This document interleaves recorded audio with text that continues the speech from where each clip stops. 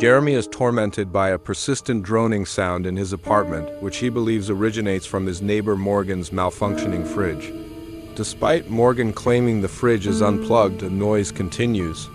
Jeremy's frustration grows as the sound becomes unbearable, disrupting his sleep and daily routine. Beck, his wife, tries to reassure him, but Jeremy's obsession with the noise strains their relationship. Beck eventually leaves temporarily, overwhelmed by his erratic behavior. Left alone, Jeremy's anxiety worsens, and he becomes obsessed with the idea that something sinister is at play.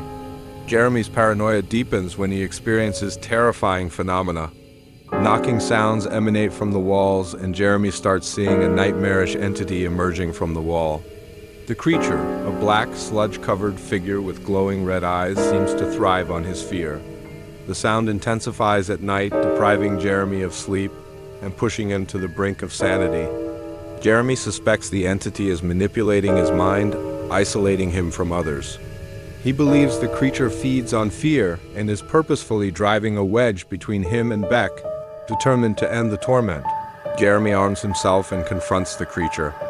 In a desperate struggle, he drives a set of antlers into the creature, believing he has killed it.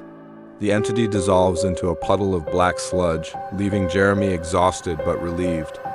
For a brief time, Jeremy enjoys peace. Beck returns, and life seems to settle back to normal. Jeremy tries to repair their strained relationship, but the lingering anxiety remains.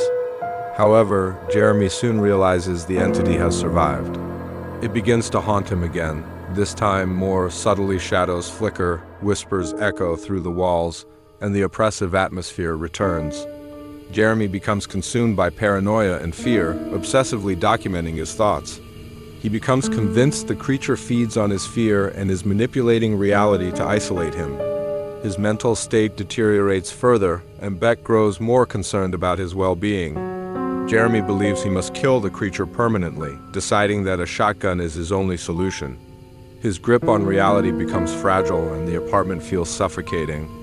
Jeremy's paranoia peaks when he sees the figure lurking in the shadows of his home. He hears knocking on the walls and feels an oppressive presence closing in. Sleep-deprived and frantic, Jeremy becomes convinced the creature has taken Beck's form. In a final confrontation fueled by fear and rage, Jeremy mistakes Beck for the entity and tragically shoots her. Overcome with shock, he stands motionless, shotgun dangling by his side.